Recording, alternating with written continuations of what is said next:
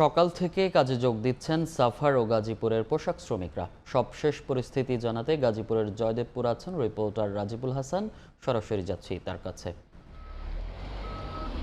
আজকে শিল্পনগরীতে যে বৃষ্টি হচ্ছে সেই বৃষ্টি উপেক্ষা করে শ্রমিকরা কাজে যোগদান করেছে। কিছুক্ষণ আগেই দলে দলে শ্রমিকরা তাদের যে কর্মস্থল সেই কর্মস্থলে প্রবেশ করেছে।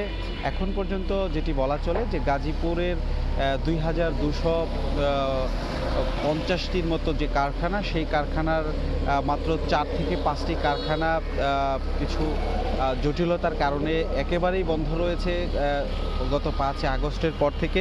এছাড়া যে অন্য কারখানাগুলো রয়েছে সেগুলো কিন্তু নানা সময় সংখ্যা বেড়েছে, 7 থেকে 10টি, কখনো কখনো 11টি এরকম কারখানা বন্ধ হয়েছে। তবে এখন যেটি বলা চলে, আজকের সকালটা যেহেতু বৃষ্টি দিয়ে শুরু হয়েছে, এখন পর্যন্ত কোনো অপ্রীতিকর ঘটনা কিংবা তথ্য আমরা পাইনি। খুব স্বাভাবিকভাবেই সকালটা শুরু হয়েছে, শ্রমিকরা কাজে যোগদান করেছে।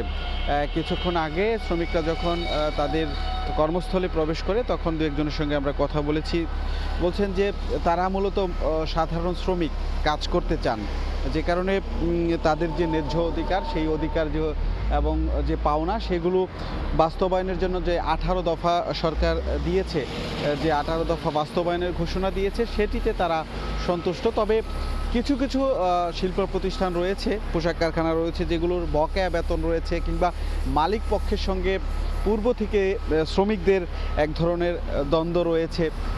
বিশেষ করে যারা এই 5 আগস্টের সময় যাদের শিল্প প্রতিষ্ঠান রয়েছে, সরকার দলীয় যারা ছিলেন পালিয়ে গিয়েছে, সেখানে বেতন হচ্ছে না, সেই সকল প্রতিষ্ঠানেই মূলত এই ধরনের শ্রমিক অসন্তোষ ঘন ঘন দেখা দিচ্ছে। গতকালকের পরিস্থিতি একটু জানাই যে গতকালকে সকালটাও খুব স্বাভাবিকভাবেই শুরু হয়েছিল। সেই স্বাভাবিকভাবে শুরু হওয়ার পরপর কিন্তু 1.5 ঘন্টা পর কয়েকটি প্রতিষ্ঠানের সামনে আসলেই কিছুটা উত্তেজনা দেখা দিলে সাধারণ ছুটি ঘোষণা করে দেওয়া হয়। পরবর্তীতে কিন্তু পরিস্থিতি একটু উল্টে যায়।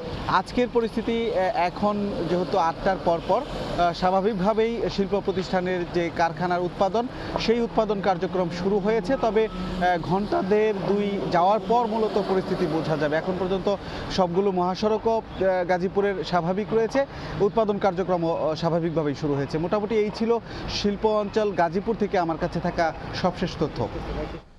গাজীপুরের জয়দেবপুর থেকে সরাসরি যুক্ত হয়েছিলেন সহকর্মী রাজিবুল হাসান।